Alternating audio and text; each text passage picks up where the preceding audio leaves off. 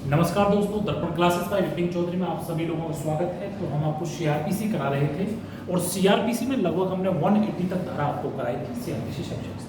बिल्कुल मस्त मौला होकर बहुत अच्छे से याद करिएगा, इंटीग्रेटेड करें और मतलब बहुत मस्त मौला होगा। सीआरपीसी को बहुत अच्छे से याद करेंगे 484 सेक्शन के लिए, क्योंकि आपका एपीओ जो आने वाला है उससे पहले हम आपका सीआरपीसी कंप्लीट करेंगे।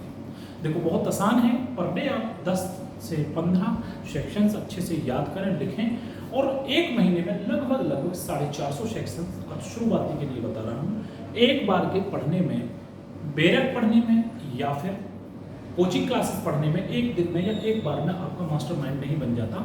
जब चीज़ों को कई बार पढ़ते हो तो बहुत तेजी के साथ आप कर रहे हो। सपोज करो आप 15 धारा या 10 धारा, सपोज करो आप 10 धारा करते हो।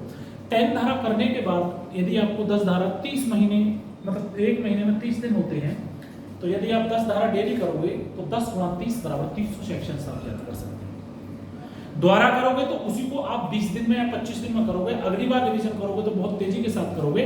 तो बस शुरुआत करने की देरी है, तो आज शुरुआत कर देते हैं। हमने शुरुआत तो कर दी सीआरपीसी की काफी समय पहले, लेकिन हम 150 से शुरुआत करते हैं। हम देखो ये जैसे कि 180 सीआरपीसी से शुरू किया है, अपराध से जुड़ा हुआ साक्ष्य, जो भी साक्ष्य आपने किया, मतलब अपराध से जुड़ा साक्ष्य, जो भी आपने जुर्म किया उससे जुड़ा हुआ सबूत। 181 कहते हैं सक्षम न्यायालय द्वारा विचारण, मतलब कि वो सक्षम न्यायालय जो सुनने के लिए मजिस्ट्रेट, तो मजिस्ट्रेट लेवल बड़ा है तो क्या सेशन।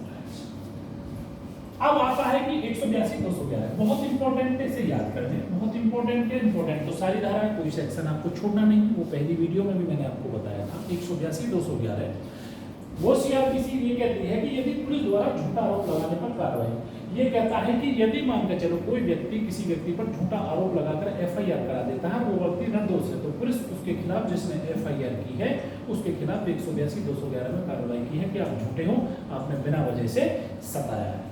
183 में यात्रा करते समय किया गया अपराध, यदि कोई व्यक्ति यात्रा करता है प्रयागराज से और दिल्ली के बीच में, कोई जो भी अपराध कर देता है उस बीच में जो भी सही और सटीक स्थान होगा उसी बीच में उसका ट्रायल चलेगा।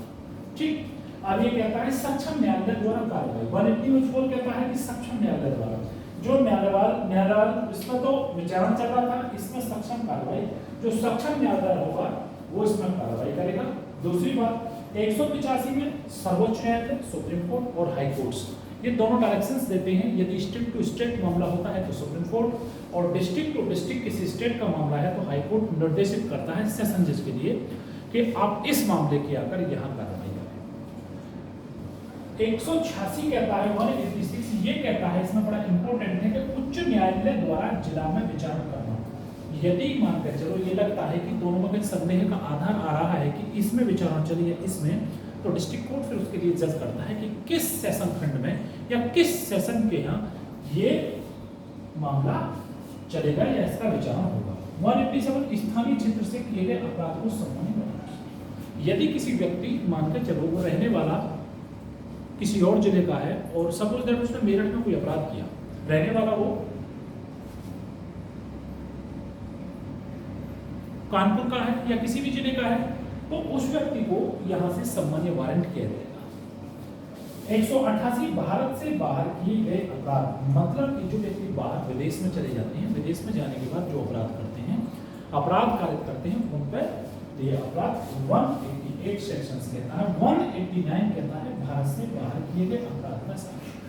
आप कहते हो मैंने तो नहीं किया, लेकिन विदेशी कहते हैं ये आपका एविडेंस है, ये आपका फुटेज है, ये आपका कैमरा है, आपने ये अपराध यहाँ इस तरह से किया, तो इस अपराध में आपको लिप्त किया जाता है, इसे कहते हैं 189।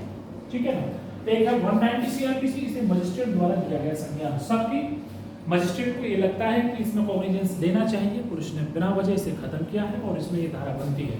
उसे तथ्य और सबूतों के आधार पर यदि फैक्ट्स और एविडेंस उसे इस तरह से दिखाई देते हैं कि ये मामला बनना चाहिए, तो 190 सीआरपीसी में वो कॉग्निजेंस ले सकता है। पूरी पावर मजिस्ट्रेट को होती है कि मजिस्ट्रेट किस तरह से कॉग्निजेंस करे और वो संज्ञान लेकर उसमें आवश्यक कार्रवाई कर सकता है। अब 191 में अभियुक्त को, अभियुक्त तो आप सभी लोग जानते हैं लॉ के स्टूडेंट से, अभियुक्त को अपना मामला ट्रांसफर करने की पूरी पावर होती है।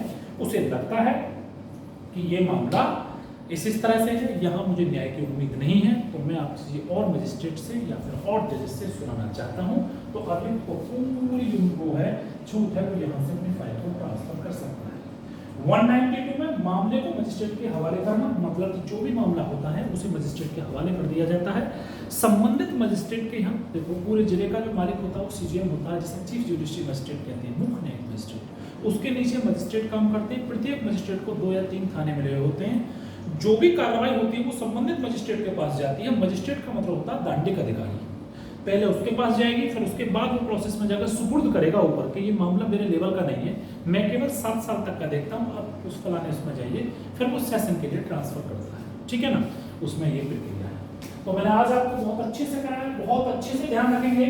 180 अपराध से जुड़ा साक्ष्य, 181 सक्षम न्यायालय द्वारा विचार, सक्षम न्यायालय द्वारा 182 211 पुलिस द्वारा कार्रवाई है, 183 यात्रा करते समय किया गया अपराध है, दूसरा सक्षम न्यायालय द्वारा कार्रवाई है, अगला है सर्वोच्च न्यायालय द्वारा निर्देशित कि कहां किस स्टेट में चल रहा है, और 186 में उच्च न्यायालय द्वारा यह निर्देशित किया जाता है किस जिले में ट्रायल चल रहा है, और 187 में क्या है स्थानीय क्षेत्र से किए गए अपराध में संज्ञेय अपराध, स्थानीय क्षेत्र से किए गए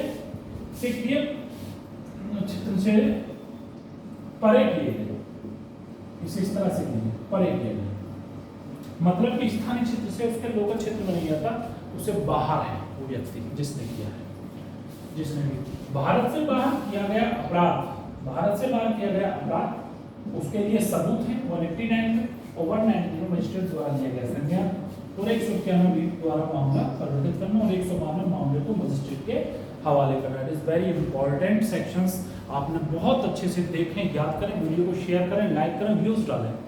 आप कुछ भी मत करो भाई, बिल्कुल शेयर मत करो, बिल्कुल लाइक मत करो, लेकिन पढ़ जरूर लो, अच्छे से नोट डाउन अपने नोटिस करो। यदि अच्छा लगेगा तो ऑब्वियसली आप इसे लाइक करोगे मेरे प्यारे बच्चों। आपके बहुत काम की चीज़ है, एक न्यूज़ आपका आने वाला है। जितने भी लॉज के स्टूडेंट्स एंड एडवोकेसी ग्रुप हैं, मेरे वीडियो को देखकर शेयर लाइक करें, और इसे जो भी संबंधित ऐसे बच्चे हैं आपके यहाँ, प्रत्येक एडवोकेट के पास भी बहुत सारे बच्चे ऐसे होते हैं कि जो तैयारी में रहते हैं, उनका फायदा हो जाएगा। निःशुल्क आप इस चैनल का पूरा फायदा उठा सकते हैं, और फेसबुक पे भी देख सकते हैं आप इसे, और यूट्यूब के माध्यम से भी देख सकते हैं, दर्पण क्लासेस बाय विपिन चौधरी के नाम से। सो आज के लिए इतना ही काफ़ी, धन्यवाद।